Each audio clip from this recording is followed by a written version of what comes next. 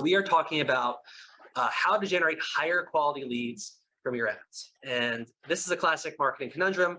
You know, if you're a marketer, you're probably familiar with the situation where you're generating a bunch of leads and the cost per lead is great. And you're feeling really excited about it and all the numbers look fantastic. And then your sales team or your CEO comes to you and says to you, these leads aren't great. Or you probably heard these leads are junk, or wonderful things like that that really make you feel great about yourself as a marketer. So this session is all about how to fix that, how to make your marketing team look like a bunch of rock stars and make your sales team fall in love with you, specifically through your ads, right? So how do we do this with our ads? We're talking about Google, we're talking about Facebook and all that good stuff. So let's dive right in, but before we do, let me know, drop in the chat just so we can kind of calibrate the conversation today. What sector are you in? So are you B2B or B2C? And what industry are you in? For example, are you in home services? Are you in insurance? Are you in software? Let me know and we can kind of calibrate things accordingly. B2B HR SaaS. I'll remove all advertising from Google, except our branded campaign. We tested for 9 months and we got 2 qualified leads. Healthcare, IT, B2B. Okay, that's interesting. That's good. Definitely cover that. B2B industry, fab, healthcare staffing, B2C real estate. Okay, cool. So you've got a nice mix. Some B2B, some B2C, some SaaS, some other industries. So yeah, this will be fun. We'll cover a lot of ground today. So let me fire the screen share up. Bear with me here as I Superman the Zoom. Just let me know if you guys can see my screen. See job. All right, you got the thumbs up. Let's do this. All right, so how to generate higher quality leads from your ads. So we're going to talk about lead quality basics, go over some basic sort of concepts. Then we're going to dive into some practical considerations for Google and Facebook ads respectively. And then we're going to get really nitty gritty with 5 DIY tips for lead quality that you can implement yourself. So let's dive in. So lead quality basics. So let me move this Zoom here. So the big idea is to tell Google and Facebook what's working. So today we're telling Google and Facebook, hey, we got 4,000 leads. Go find more leads like them, right? So lead, that might be a form fill, that might be a call, whatever that is. But where we want to get to with this, when we're thinking about how do we increase the quality of our leads, is to tell Google and Facebook, hey, we got these 4,000 leads. These 25 over here became customers. So let's go find more like them, not just anybody that fills out the form or calls us, right? So that's the big idea, is like we're training these machine learning algorithms and we want to train them on, what does good look like? What does quality look like? So this is a slide straight from Google. On average, they claim that integrating the lead to sale journey drives 20% higher incremental value and 30% greater cost efficiency. Frankly, we've seen much bigger wins than that. And we'll get right into the how we do that in 3 easy steps, right? So there's 3 steps basically that we take in any given situation to improve the quality of the leads we're generating from the campaign. First and foremost, we want to do our funnel math. We'll get into how that all works. Second is we want to get the data piping to the right places. And then finally, we have the strategy, sort of a creative strategy we call IOIs and IOQs. That's indicators of intent and indicators of quality. So we'll talk about how to implement those in just a little bit here. Starting with funnel math, so the lead to sale journey. So this is, again, another slide straight from Google. It represents all the events that lead to a paying customer, right? So that lead, that initial submission, whatever that initial conversion is on your website, is just the beginning of that journey, right? And this, what you guys are seeing on the screen is what you might call typical like B2B SaaS or software journey, right? So someone becomes a lead, a certain percentage of those are marketing qualified, a certain percentage of those then are sales qualified or convert to opportunities, and then a certain percentage become closed ones, right? And there are different conversion rates and time decays between each stage, right? And that's important. So what we can do with that is essentially map out what that journey is and understand how we can optimize at each individual stage and pass that data back into Google. And the way we do that, pass that into Google or Facebook, is by integrating with our CRM and passing our Google or Facebook click ID, right? So this is the general journey. So user arrives on, clicks an ad, arrives on the site, they submit a lead form. The lead info is then stored, passed into our CRM, right? And then that gclid or that fbclid follows that contact through the user's journey in the CRM. So say it's in Salesforce, for example, that contact becomes an opportunity, becomes a closed-won deal. And as we progress through those different stages, what we want to do is pipe that data back, post back those conversions, lead conversions to Google and to Facebook, right? So that we can tell them, hey, not just like, hey, we got this lead, but hey, we got this lead and it converted to an opportunity, or this opportunity actually became a closed-won customer, right? So that it can learn, this is what an opportunity looks like. This is what a closed-won customer looks like, and optimize accordingly. So we want to get that data piping tight so that we can optimize for the metrics that actually matter to the business outcomes that we want. And then finally, IOIs and IOQs. So if the data piping is helping us with the backend, sort of the post-conversion activities that users are taking, indicators of intent and quality are ads and post-click experiences that generate useful data signals to help us qualify, what traffic we're generating is good traffic versus bad traffic, right? So this is a financial services example. This was a client of ours. They were in a debt consolidation space. And their indicator of quality was the amount of non-consolidated debt that the person had, right? So if they currently owed $10,000 or more in debt, then they consider that a lead that was workable, that they could actually, bring on as a customer. Anything below that was not, right? So this is an example where we could trigger an event, when somebody selected, I have $10,000 or more in debt. And then what we do, we'll talk about the flow here in a second, is only pass that event back if and only if the user meets that criteria, that qualification criteria, right? So in doing this, we're selectively firing conversions to tell Facebook and Google, this is what a lead for us, a lead that we actually care about, actually looks like, that we can actually work and is qualified for us. This is another example in the wealth management space. We asked the client, what is your level of, what's your net investable assets, right? How much do you have to invest, right? If that amount was 500K or greater, then that was qualified, right? So we're looking for a very specific group of people in order to be able to bring them on as customers. So the best way to qualify that traffic is by asking this question up front on the form, and then only firing that event back to Google and Facebook when we have, when they meet that criteria, right? When they tick that box.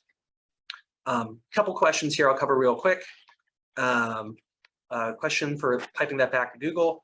Can Facebook do that natively? Does anyone know? Yes. So Ben, so if you have the ads add-on for HubSpot, you can set up events. There's a section where you can set up events to say, when user meets MQL criteria or, hits SQL criteria, right? Fire an event back, right? So you have to have the ads add-on, but yes, if you have that, you can set up this data post back between HubSpot and Google Ads. So this is a visualization of what we're talking about here. So, so how do we functionally do this? So in a typical flow, you run your meta ads, right? Your Facebook ads. They hit an apply page, right? And then on that apply page, there's a form that they submit, conversion fires, and the lead also goes into Salesforce, right? So this is a typical flow. We're basically qualifying all the leads in this scenario, right? So all the leads are being treated equally. However, when we optimize for quality, so in a quality optimized flow, we are running our ads from Meta, from Facebook as usual, right, or Google. But we have a pre-form that allows us to qualify or disqualify users based on asking certain questions, right? So this allows us to answer on the front end, is this a quality lead in the first place, right? If yes, then the same flow applies, right? They go to the apply page, they go to the form submit, conversion fires, and go to Salesforce. If no, they still get into Salesforce ultimately, right? So we're not going to not push them into Salesforce or whatever the CRM is, but we are not going to fire a conversion, right? And that's the key difference, right? So based on what's the questions that are answered here and how the user self-qualifies, we're then able to filter the data that we're sending back to Google and Facebook to say, hey, only fire a conversion, only tell Google or Facebook this is something that we want if and when these certain criteria are met. And we actually have an assessment you guys can grab. So I'll drop this in the chat. But if you go over to info.webmechanix.com/lead quality self-assessment, page will look like this. And download it. It'll take you to a resource that essentially looks like this, and it'll walk you through 4 questions you can sort of self-assess on to figure out how effectively you're optimizing your campaigns to lead quality. So I'll drop that in the chat real quick for you guys so that you can play around with that. Feel free to check that out. All right.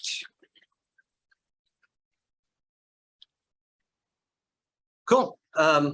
So let's talk some practical considerations for Google and Facebook, right? So slightly different platforms are going to be nuances each. Google versus Meta, right? So Meta or Google has 5.6 billion searches per day, right? So that's kind of the metric, the core metric that we're looking at in terms of like what's the overall volume potential of the platform, right? Meta has 2.9 billion monthly active users, right? So Meta has users that are active on the platform, whereas Google, it has people that are executing searches basically. Right? Google ranks ads based on relevance, right? So when you're optimizing your ads, you want to think about like, how can I be the most relevant to the searcher's intent? Whereas with Meta, it's all about engagement, right? Like how long can they keep people on the platform? So when you're thinking about how the signals that you're sending across these platforms and how you're optimizing your campaigns and creative, that's a key difference to keep in mind, right? Google is all about intentional user intent, right? So I search this thing because I have this intent and I want to get this out, right? Meta is reactional, right? I'm scrolling Facebook, I'm scrolling Instagram, I'm just waiting for things to interrupt me that look interesting, right? Google is bidding based, so you are bidding based on for a certain position, certain slot, especially on search. Meta is audience based, right? So it's about targeting different audiences in different segments, or you're getting reach across different audiences, right? Google has higher CPMs than CPL, so overall Google is going to be more expensive for that click or that impression. Meta is going to be a bit more cost effective there, right?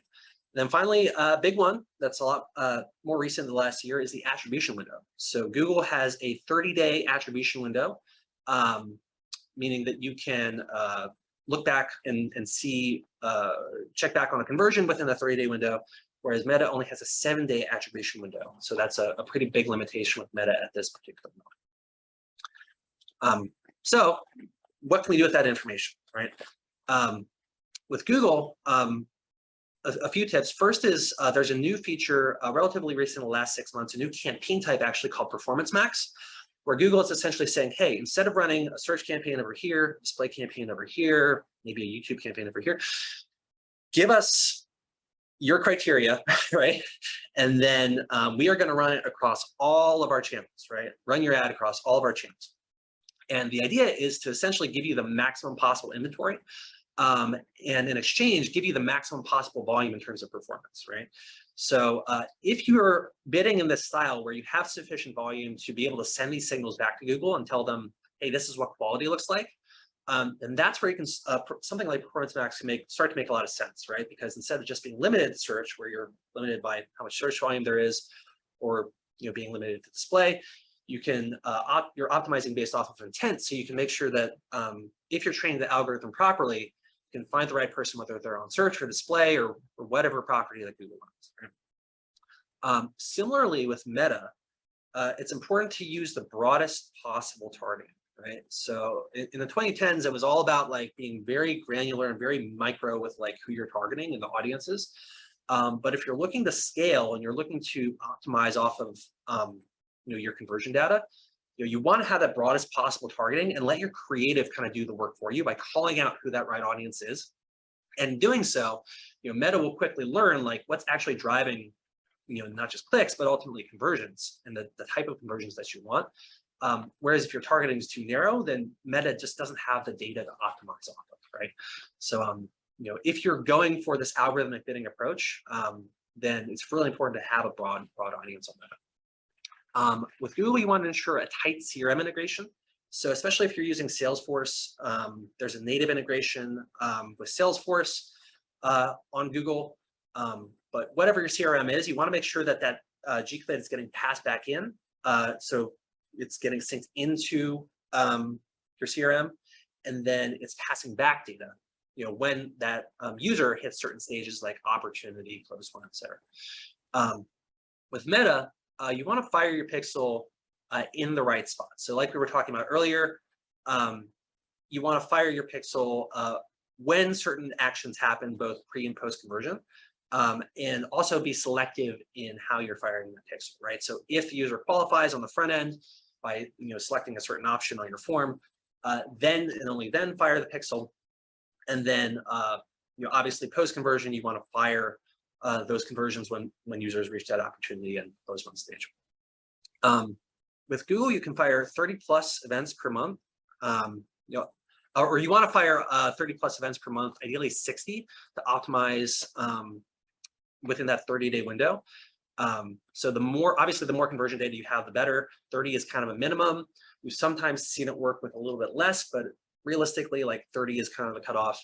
And ideally, you have 60+ conversions a month to work with for this type of algorithmic bidding to function effectively. And with Facebook, we have that 7-day conversion window, so we're limited to that in terms of, so we really want to have that 50+ events per week for ad set, right? So with Meta, we're going to want to fire a lot more volume in terms of conversions over the course of a week than with Google, right? So we have a lot less leeway in terms of like, we got to get that volume, right, in order to effectively optimize. Finally, with Google, you can start with portfolio bidding if needed to adjust your bid strategy across your different campaign types. The key with Meta is to test creative aggressively. So like we were talking about, like that creative is if we're going with broad targeting, that's what's going to resonate with the right audience, right? So you want to keep testing creatives to figure out what's actually going to get the click and conversion from that qualified audience. And then, once you find that winner, scale it up, right? But testing that creative, especially in the early stages of your campaign, is going to be key to figuring out what's actually going to resonate with your audience and get them to engage and ultimately become a customer. So some key kind of core differences there tactically.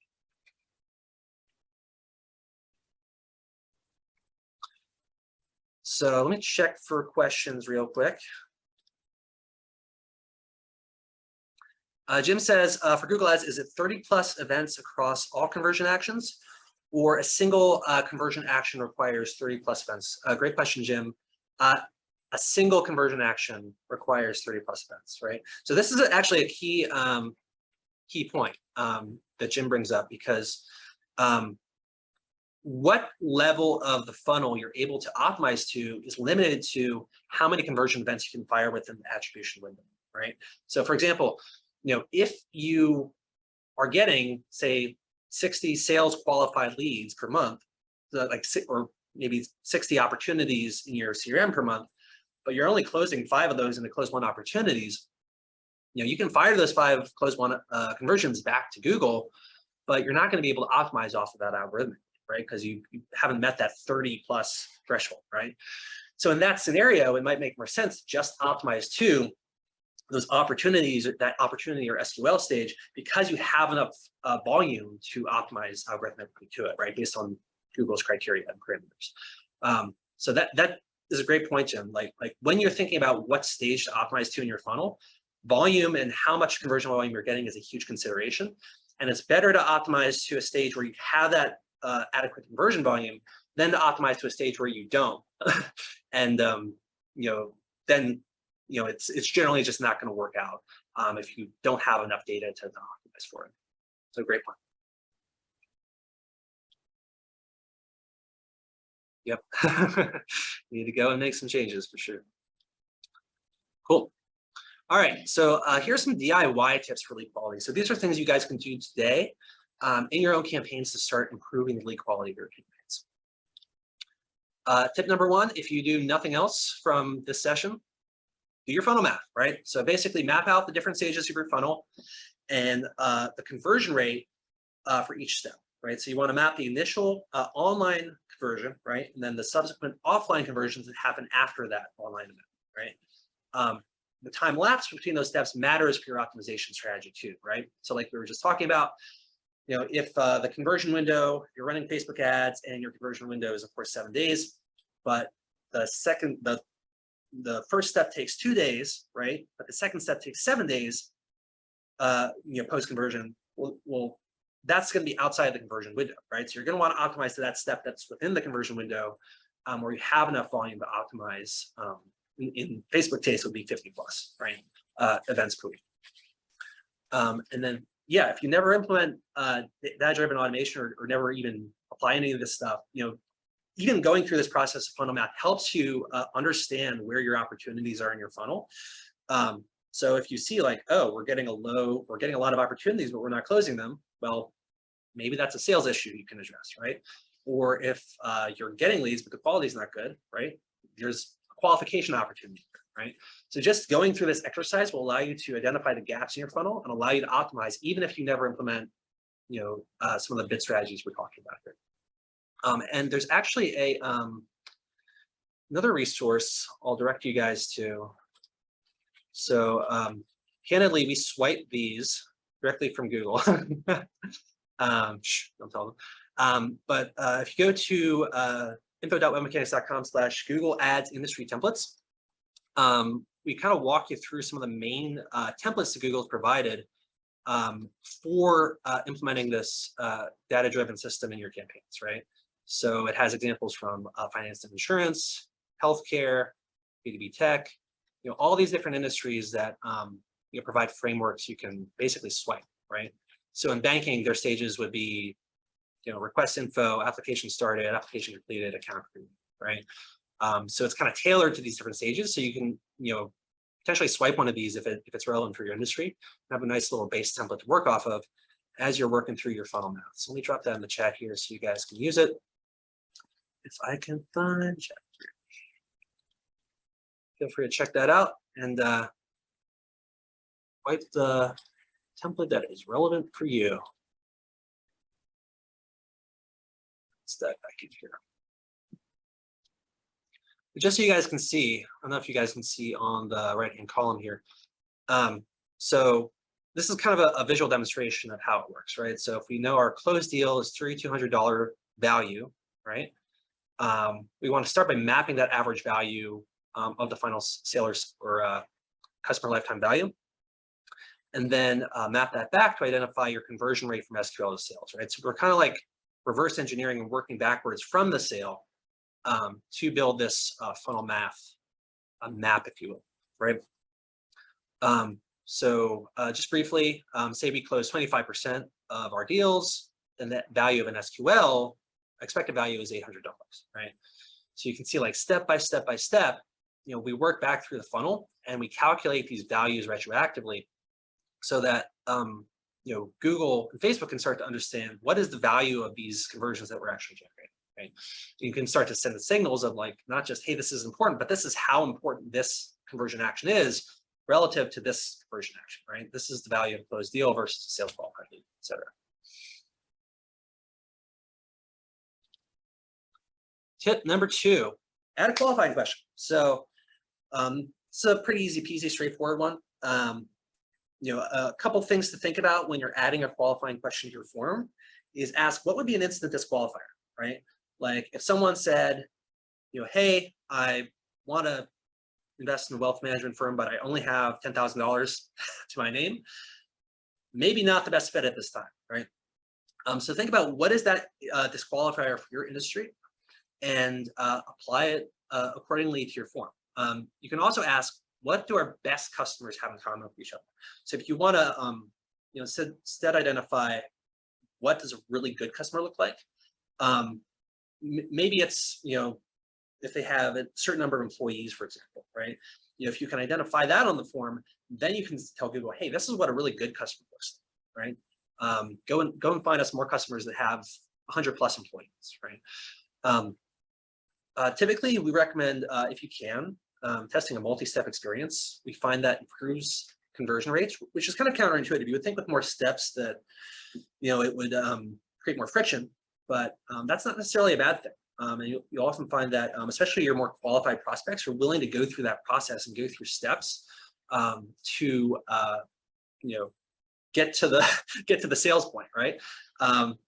We can talk about a couple keys there briefly. One I would say is, like, if you're doing a multi-step form, make the questions relevant to the prospect, right? So ask them about their situation, their needs.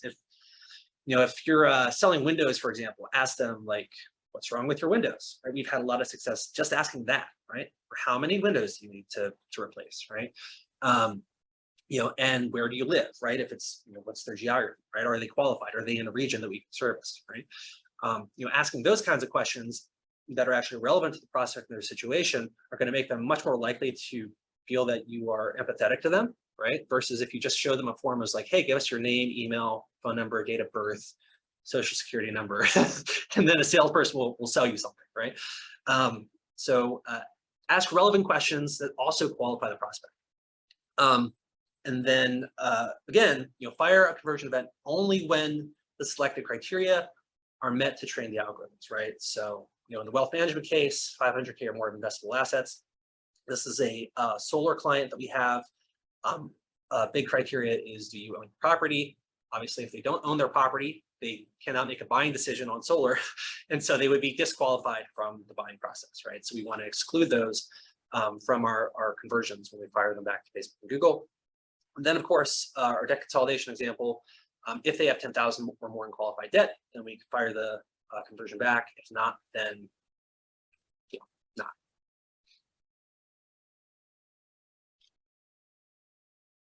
Tip number 3, use the native integrations if they're available to you, right? This makes the whole process of setting this up way easier.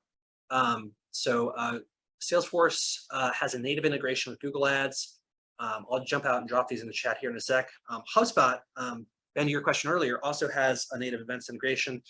So you can dive into your CRM and get these integrated pretty seamlessly. So let me go ahead and drop these in the chat for you guys. If you're looking to set this up, this is going to be a lot friendlier than having to go the very technical hire a developer route. So let me pull up the chat. So there's Salesforce.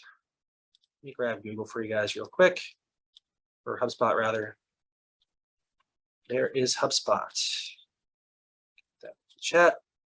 So if you guys are using HubSpot, you can also integrate it pretty seamlessly if you have the ads add-on, and that's key. So ask your rep if you don't have it, and they'll happily upsell you. All right. Adding back in here.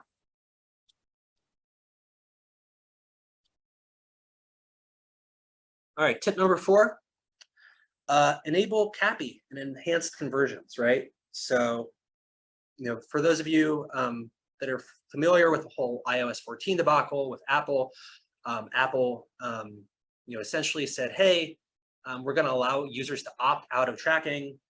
They call it their ATT, or app tracking transparency, on their iOS devices, so on their iPhones, right? So this put Facebook in particular in a bit of a bind because people were opting out of tracking en masse on their iPhones. So the way they've solved for this is with their conversions API and enhanced conversions, right? Essentially, it leverages your first-party conversion data. It helps solve for data loss post iOS 14.5. And it reduces your CPAs and improves the connectivity and event matching and measurement, especially on Facebook. Google's conversion API does this too, but especially important to set this up if you are running Facebook ads. It's going to make the ability of Facebook to optimize, for the right conversions a lot more effective. So there are setup options for CAPI, conversions API, Facebook calls it. Feel free to bookmark that. And I will also send you guys setup options for enhanced conversions on Google, which is a similar concept.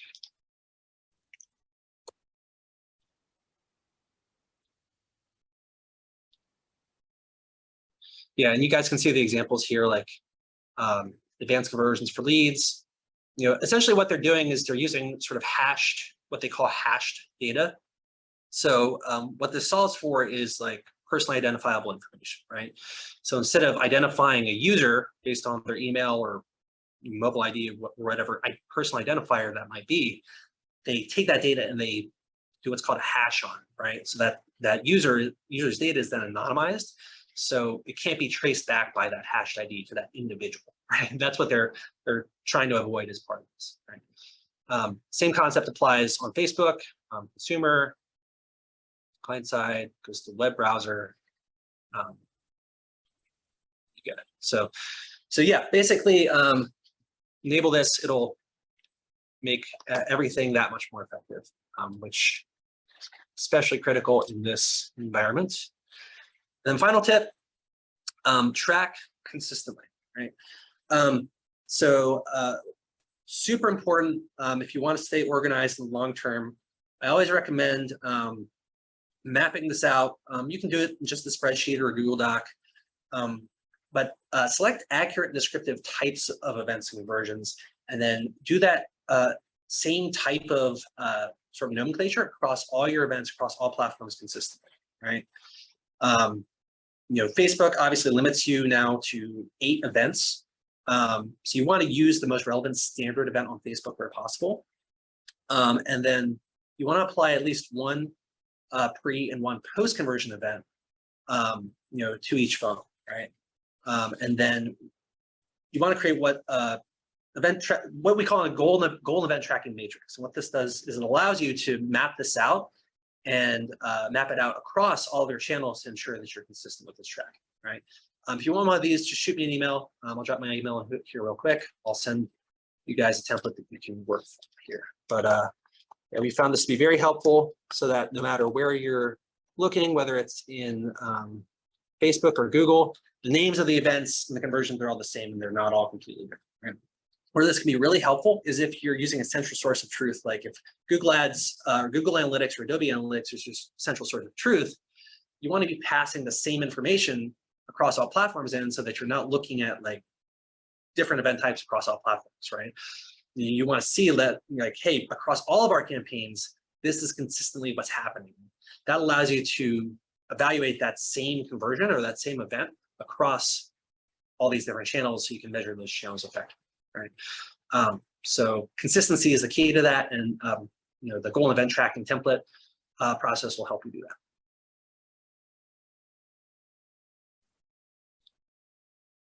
And that is it. So with these 5 tips and with this process, when you implement it, we've seen some pretty significant lifts in our clients' performance. I remember one client, they were a B2B software company.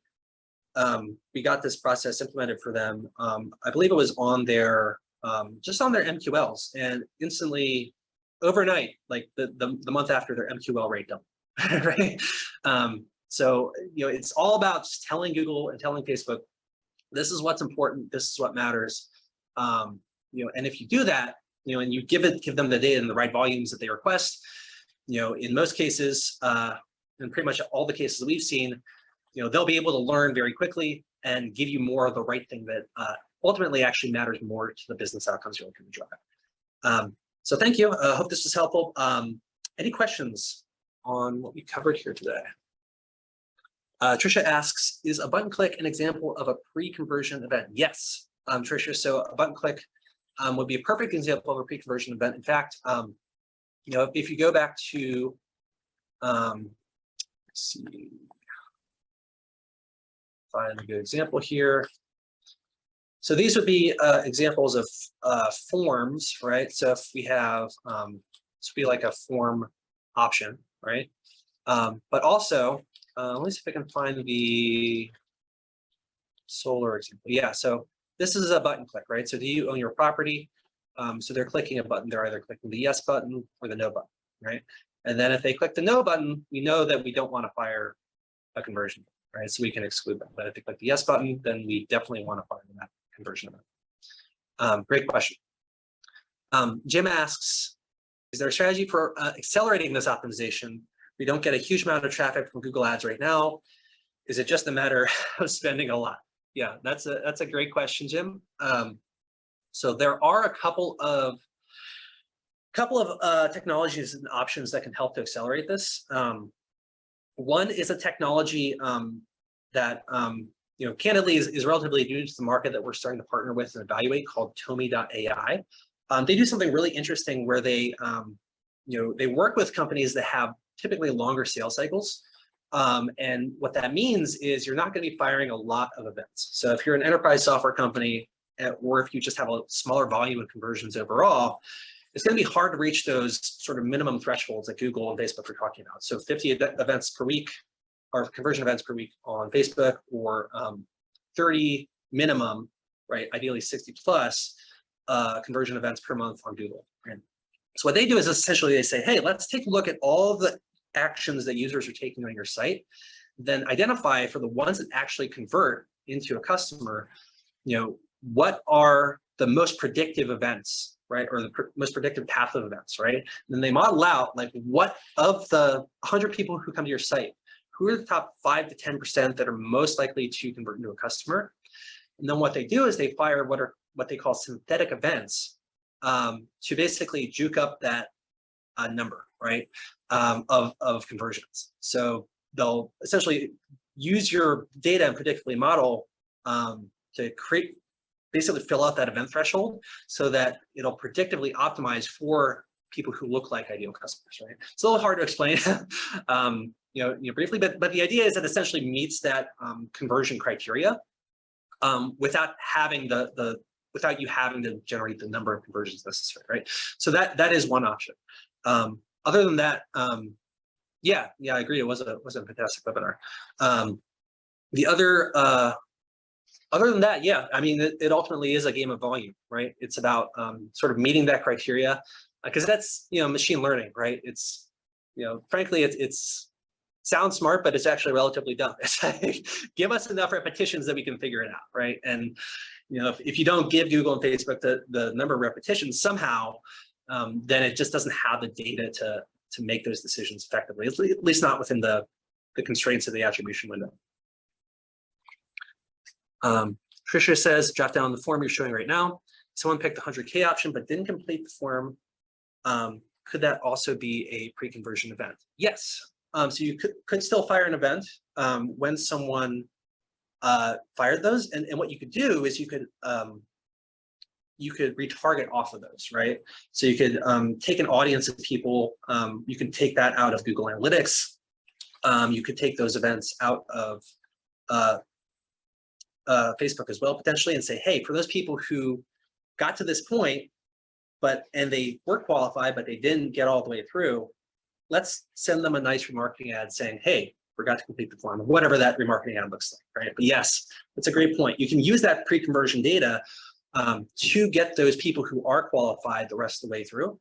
The obvious limiter being there is you have to have enough to build a remarketing and so forth, right? So, there are different numbers for that in the case of Google and Facebook, but as long as you have enough volume, then yes, you can use those events to remarket and get those people back to the door.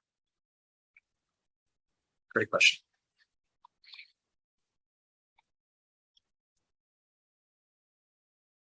Any other questions, guys?